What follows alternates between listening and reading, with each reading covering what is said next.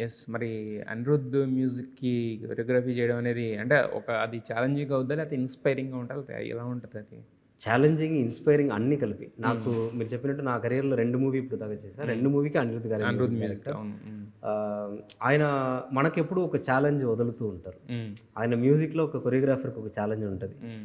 నేను నేను ఇన్ ఆయన రోజు రోజు దాన్ని చెక్కి, చెక్కి, చెక్కి ఒక సాంగ్ అవుట్‌పుట్ ఇస్తారు గదా! యెస్. సో, అది మనకొక పెద్ద ప్లస్ అవుతది. హ్మ్. దానికి మనం పట్టుకొని అంత హార్డ్ వర్క్ మనం కూడా ఇస్తే అది మనల్ని ఇంకా నెక్స్ట్ లెవెల్‌కి తీసుకెళ్తది. హ్మ్. సో, అలాంటి ఒక మ్యూజిక్ డైరెక్టర్ ఆయన. ఎందుకంటే హ్మ్. ఎప్పుడూ ఒక ట్రెండ్‌ని బ్రేక్ చేస్తూ ఉంటారు. ఒక ట్రెండ్‌ని ఇస్తూ ఉంటారు. హ్మ్. యంగ్‌స్టర్స్ అందరూ దాని లోపల ఎళ్ళడానికి ఉన్న ఒక ఇప్పుడు కూడా పెడుతూనే ఉన్నారు గదా! అందరూ. యెస్. యెస్.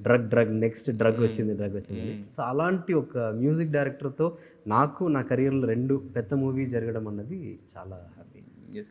అయితే మీరు అంటే డైరెక్షన్ డిపార్ట్‌మెంట్‌లో కూడా ఉన్నాను. ఆయనతో ట్రావెల్ చేశాను హ్మ్. అన్నారు కదా! శ్రీకాంత్ గారితో. సో, అంటే బేసిక్‌గా ఇప్పటికే అసలు ఈ సాంగ్ ఇంకా అంటే రిలీజ్‌కి రెడీ అయిపోవాల్సింది ఇప్పటికే సినిమా అంతా కూడా.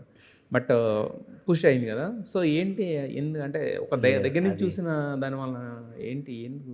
అది ప్రాపర్ అంత ఇది ఏమో నాకు కూడా తెలీదు. హ్మ్. క్రియేటివ్ ప్రాసెస్‌లో సమ్ డిలేస్ ఉండొచ్చు. అంతే హ్మ్. తప్ప ఇంకా హ్మ్. వేరే ఏం లేదు. సో, హ్మ్. అది వస్తది.